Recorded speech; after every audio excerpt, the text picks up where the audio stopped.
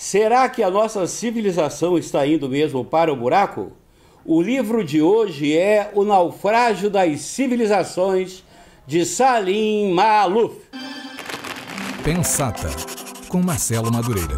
O Pensata de hoje vai tratar de um livro que, na minha opinião, foi um dos melhores lançamentos nesse ano conturbado de 2020. Trata-se do escritor libanês radicado na França, Amin Maalouf. O Naufrágio das Civilizações, um olhar profundo sobre o nosso tempo para entender três feridas no mundo moderno: os conflitos identitários, o islamismo radical e o ultraliberalismo. O Naufrágio das Civilizações é do escritor Amin Maalouf, tradução muito boa, por sinal, de Arnaldo Bloch, foi publicado no Brasil agora em 2020 pela editora Vestígio. Amin Maalouf nasceu no Líbano em 1949, vive na França há mais de 40 anos, inclusive ele é membro da Academia Francesa, a equivalente à nossa Academia Brasileira de Letras. Amin Maalouf ocupa a cadeira que pertenceu a Claude Lévi-Strauss. Não é pouca coisa. Na verdade, o nome dele seria Amin Maalouf, mas para não conspurcar o nome desse grande escritor líbano-francês, comparando ele com essa figurinha que é o Paulo Salim Maalouf, eu vou falar Maalouf o tempo todo. Entre as principais obras de Amin Maalouf, um livro muito bom dele é As Cruzadas Vistas pelos Árabes, que foi publicado aqui no Brasil. Não sei se encontra ainda em catálogo, e o Rochedo de Tânios. O Rochedo e os Tânios ganhou o prêmio Goncourt de 1993. Para quem não sabe, o prêmio Goncourt é o prêmio literário mais importante da França. Também não é pouca coisa. Amin Maalouf é de formação católica maronita e buscou refúgio na França no ano de 1975, quando começou a Guerra Civil no Líbano. Quando fugiu para a França, Amin tinha apenas 25 anos, já era formado em Sociologia e trabalhava como jornalista, sendo diretor do jornal Nahar, publicado diariamente em Beirute. A partir da história pessoal e de sua família, que tem origem no Egito, e por conta, das modificações, das revoluções que vão ocorrendo naquilo que ele chama de Levante. O Levante é aquela região do sulvaco do Mediterrâneo, que principia ali o Oriente Médio, onde tem o Egito, Israel, o Líbano, a Síria, a Jordânia. O Levante, que teve tanta importância na história da humanidade, desde a época da Estrada da Seda, como também até hoje essa região conturbada do mundo. No princípio do século XX não existiam esses países, Síria, Líbano, Israel, a Palestina, o Egito existia, mas os outros não existiam, nem a Jordânia nem nada. Fazia tudo parte do Império Otomano, inclusive a Turquia. O Império Otomano, que era importantíssimo em termos de poder, força no mundo, tinha equivalência ao Império Austro-Húngaro e até ao próprio Império Britânico, que evidentemente era mais poderoso que os outros. Então, o Maalouf, no seu livro, através da história da sua família, da sua história pessoal, que começa na queda do Império Otomano, vai fazendo uma espécie de exegese, uma espécie de análise, uma espécie de pensamento sobre o que vem acontecendo no mundo desde então, no Ocidente e no Oriente. Na edição brasileira vem um capítulo extra falando da epidemia do Covid-19 e sua relação com o naufrágio das civilizações. É um extra. Trata-se, como disse, de um relato emocionante, mas sem ser passional ou militante. Maalouf mostra o bate-cabeça do mundo em que vivemos hoje, particularmente polarizado, entre uma esquerda fragmentada, nessas causas identitárias todas aí, e uma direita ultraliberal com um certo caráter autoritário. Como diz esse trecho aqui, com licença que eu vou botar o óculos, porque senão eu não enxergo. Nasci com boa saúde nos braços de uma civilização que morria, e durante toda a minha existência tive a sensação de sobreviver, sem mérito nem culpa, à multiplicidade de coisas que, em torno de mim, ruíam, como esses personagens de filmes, que percorrem ruas cujas paredes vão desmoronando e mesmo assim saem ilesos, sacudindo a poeira das roupas, deixando para trás a cidade vertida numa montanha de escombros. Foi esse o meu triste privilégio, desde o primeiro suspiro. Mas é também, sem dúvida, uma característica de nossa época, se comparada às que nos procederam. Antigamente, os homens tinham a impressão de que eram criaturas efêmeras num mundo imutável. As pessoas viviam em terras que seus pais haviam habitado, trabalhavam como eles haviam trabalhado, cuidavam-se como eles foram cuidados e instruíam-se como eles se instruíram. Rezavam pela mesma maneira e deslocavam-se pelos mesmos meios. Meus 4 avós e todos os meus antepassados de 9 gerações nasceram sob a mesma dinastia otomana.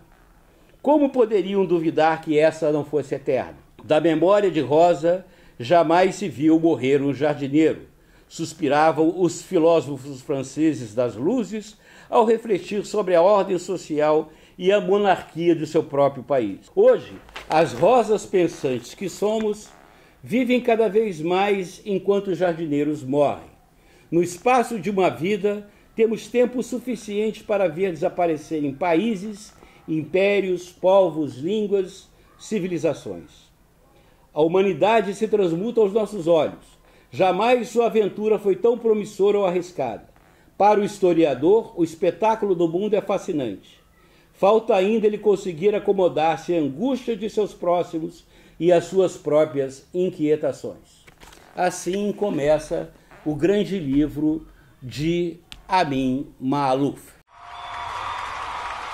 O interessante é que Amin Maalouf não toma nenhum partido, só apresenta suas constatações, dúvidas e perplexidades. A gente não é obrigado a ter resposta para todas as questões, para todos os problemas, mesmo porque eles são cada vez mais complexos. E o Ocidente e o Oriente estão cada vez mais imbricados, principalmente depois do pós-guerra, o que pode ocorrer, como diz o Maalouf, no naufrágio das civilizações. Até o final do século passado, ninguém tinha coragem de se assumir como de direita.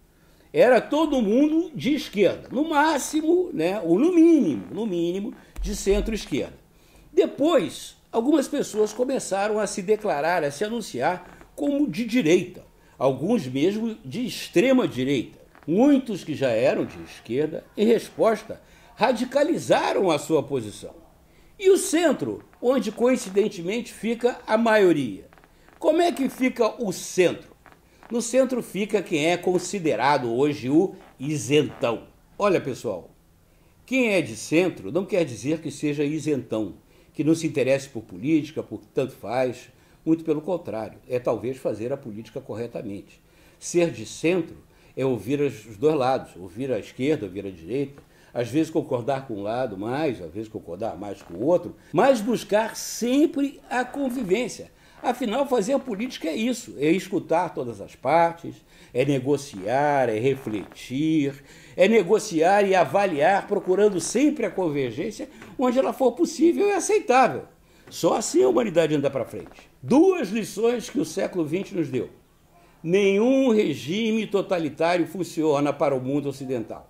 Seja a direita fascista, nazista, seja a esquerda stalinista, ou norte-coreana ou maoísta. O que a gente conhecia como socialismo científico mostrou que não funciona. A gestão centralizada, a burocracia, a corrupção que se espalha, a incompetência e ocasiona na pobreza generalizada. Por outro lado, o capitalismo gera renda, mas não distribui renda. Aumenta o abismo entre aqueles que têm e aqueles que não têm. Resposta, ou melhor, pergunta: em que sociedade nós queremos e podemos viver? É uma pergunta que ainda temos que responder. Temos que construir, talvez, uma nova alternativa. Segundo Amin Maalouf, já nos anos 80 do século XX, assistimos à falência do socialismo real e uma revolução conservadora, ultraliberal, capitaneado pela ex-primeira-ministra da Grã-Bretanha, né, da Inglaterra, Margaret Thatcher, e pelo ex-presidente americano Ronald Reagan. Vendeu-se a ideia que o Estado mais não poderia suportar uma política de welfare, ou seja, de bem-estar social, ou seja, uma política que tendia sempre a aumentar os impostos. É curioso que ninguém falava na possibilidade da máquina pública, da máquina do Estado, incorporar os avanços tecnológicos e funcionar de uma maneira mais barata, mais eficiente e atendendo melhor o conjunto da sociedade. Uma máquina de Estado mais eficiente, com menor custo, com certeza vai promover a tão importante distribuição de renda, que é hoje um dos grandes problemas da humanidade, e ao mesmo tempo que vai poder fazer investimentos em infraestrutura, educação, saúde, segurança, que são os pressupostos do aumento da produtividade, do aumento dos empregos, do bem-estar. Essas coisas são do maior interesse, tanto dos mais ricos como dos mais pobres. Está aí a convergência. Por outro lado, a esquerda ficou baratinada depois da queda do Muro de Berlim.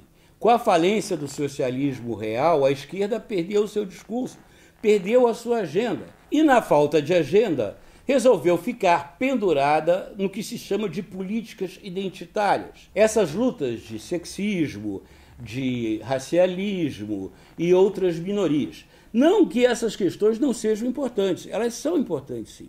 Mas ao se dividir em guetos, ao se criar essa questão, né, de lugar de fala, você divide mais as pessoas do que pratica a convergência na luta pelas questões que são fundamentais, como educação, saúde, segurança, infraestrutura, que, na verdade, podem ajudar muito mais a resolver as questões de preconceito racial, né, de violência contra a mulher, de preconceito contra a orientação sexual e tudo mais. Por isso mesmo, vou ler outro trechinho aqui do livro do Amin Maalouf. As ondas identitárias envenenaram a atmosfera do planeta, no sentido geral, e de cada sociedade, no sentido particular. A violência daí resultante espoca diariamente diante dos nossos olhos. Já o discurso subjacente, que a sustenta, de certa forma, embaralha as pistas. Fala constantemente em solidariedade, fraternidade ou reparação de injustiças, mas sempre é possível identificar, para além das palavras agregadoras, seus efeitos perversos. E ele continua mais adiante, na página 217, que eu vou continuar lendo aqui. O comportamento de certas forças tradicionalmente situadas à esquerda é tão inquietante quanto, pouco tempo atrás, elas levantaram o estandarte do humanismo e do universalismo, mas preferem hoje pregar os combates de caráter identitário, como porta-vozes de diversas minorias étnicas, comunitárias ou corporativistas, como se, renunciando a construir um projeto para a sociedade como um todo, esperassem voltar a ser majoritárias, ao agregar todos os ressentimentos. Mas não há nada de indigno ou repreensível nisso, desde que as reivindicações das minorias oprimidas possuam, na maioria dos casos, uma autêntica legitimidade moral. Mas quando fundam sua estratégia dessas clivagens, contribuem inevitavelmente para as divisões e desintegração. É o famoso lugar de fala. E, finalmente, na página 218, né, a culpa recai, antes de tudo, sobre os erros do marxismo, mas este não sofre sozinho as consequências. Na maior parte das comunidades humanas, são incentivadas hoje afirmações identitárias e consideram-se ingênuas, medrosas ou mesmo suspeitas as atitudes mais matizadas, equilibradas, ecumênicas. Várias populações que por muito tempo foram vanguarda do combate pelo universalismo ficaram sem norte. Basta dar uma boa olhada nas sociedades que serviram de farol à humanidade e medir os desgastes.